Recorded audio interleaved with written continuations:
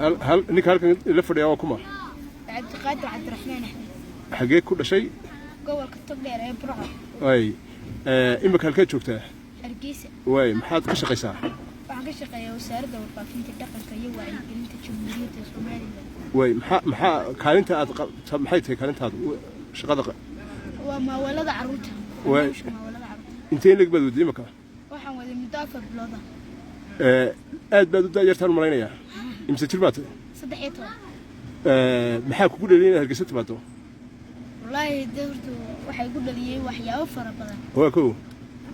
ay ka koo tahay horta gobolka Togdheer aan joogay kama shaqeeyaan TV studio kama shaqeeyaan Hargeysa aad uga shaqeeyaan way agaasimayaashii TV-yada Hargeysa joogaan duruuftaas ay u dhalasay inaan Hargeysa imaado sideebeed wasaaradda ugu soo shaqo tagtay horta wasaaradda wallahi dee waxa horta wasiirka arrimaha gudaha Maxamed Kaahin ayaa ii fududeeyay inuu wasaaradda warfaafinta yimaado isagana aad iyo aad bartaan uga amaanaya mar walna waxa leenahay guuleyso joog dalkaaga iyo dadkaagana u halgan baan leenahay diinta waa adiga iyo Maxamed Kaahin sidaas ku hesheen wallahi horta dee waxa ii fududeeyay marka uu horeysay istaabka dibadda ay fududeeyay markii ku xigtayna xogeyntiisa nimco Maxamed ayaa ii fududeysay iyaduna sideebaad nimco ku soo heshay wasaaradda wasaaradda arrimaha gudaha tilmaam baan ku yimi oo sidee ahayd markaa tilmaam la iga soo tilmaamay madaxtooyada markii hore madaxtooyada u shaqo tagtay markii hore madaxtooyada ku horeeyay laakiin way suurtagal weyday Maxamed Kaahin bay iga suurtagashay markaa ma iyaga ku tilmaamay ilaa xagga tag iyaga ii tilmaamay nacam way markii lagu gartay inaad reer Burca tahay markii la gartay inaad reer Burca maxaad kala kulantay wasiir Maxamed Kaahin wax fiican baa kala kulmay way uu yaabay markii uu tagtay markii hore uu yaabay way wali uu aragday qof intaydan oo kala leego idii shaqaysiyo uu arkay inta lindal yaraayo idii shaqaysi waa ku sababtaas aad ka yaabisay marka uu kula qaatay wasaaradda aad khusayso markaa ku gudbiyay wasaaradda khusaysan gudbiyo wasaaradda warfaafinta marka uu ka wasiiraha Maxamed Muuse Diiriye imkaleedka biyaha صح marka barnaamijka ugu xisaab badan ee siidaysa maxaa kamid ah waan ku tilmaamayaa horta waxay aad u xiiseeyeen caruurtu shonda sheep waxa kale aad u xiiseeyeen Tom and Jerry waxa kale aad u xiiseeyeen Big Panda inta u xiiseeyeen wanta maxaad kula talinaysaa nashidooyinka iyo sheekada maxaad kula talinaysaa ciyaalkii lodkaaga ahaa gobolkaad ka soo jeeday Togdheer gobolkaasi dee maanta haduu yaro inta leeguga yimiba iyagana damdaade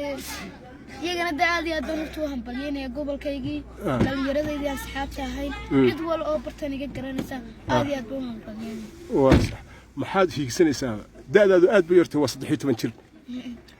waa caruur baatay marka imaka caruurta Yurub ku nool oo kale da'daada waa la ilaaliyaa sax adiga wax ilaalaa ma lagu saaraayo ma ka baqataa dabada inaad u baxdo kale iyo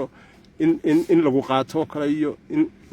miyaana da'daadu aad u yareen oo aanu caruur ahayn horta middan ku sheegaya horta marka shaqaaqa jirtaa ma dagaal jiro nacam gurigiina wad ku xaroonaysaa marka lagaaga sheekayo waxba wax qaato iyo Hargeysa oo dhanba waxa ka sheekeynayso taana wad baqaysaa maanta hadda nabadgelyadii haysto ammaankaygina aan haysto wax iga maqan ma jirto dibadda sheegaysaa Burca lu ku tagaya okay marka maxaad higsanaysaa imaka barnaamijka caruurta maxaad ka sii higsanaysaa inaad noqoto waxaan doonayaa inaan horta wasaaraddan iminka joogo inaan agaasimayaal ka soo maro agaasimo waxyeed iyo aan sida hadhow talon ugu gudbo aan agaasimo guud wasiir madaxweyne sida ku noqdo marka waxaad higsanaysaa inaad madaxweynaha Soomaaliland noqoto madaxweynaha Soomaaliland insha Allah Ilaahay gaarsiyo wadun baad naga horeeya insha Allah marka maxaad imaka faraysaa dhalinyarada guud ahaan reer Soomaaliland gobolada dalkoo dhan degan horta maanta Soomaaliland waxa bartaa dhigay waa qabyaalad iyo balwad horta balwadda waa horta hadii maanta jaadka yar soo galaya dila waayo maanta lin walba reer hebel buu sheeganaya ma garatay horta jaadkuna isagu balaayo inoo soo kordhiyay faa'iidooyin inuu soo kordhin Etoobiyana imika hadii bari u dhawayto wasiirka maaliyadda Dr. Saad Cali Shire uu xisaabinayay wuxuu yiri intaas oo kuno lacag ay Itoobiya naga martay oo dollar way sidaasna horta dhaqaalaha inaga u baahan wadal yar oo soo kabcayo oo imika 27 jirsaday misteed 20 jirsaday wako iminku 30 meelaha galaya ma garatay aan waxaan leeyahay oo iga talaa dalkeena in wada guntano okay wad ma santay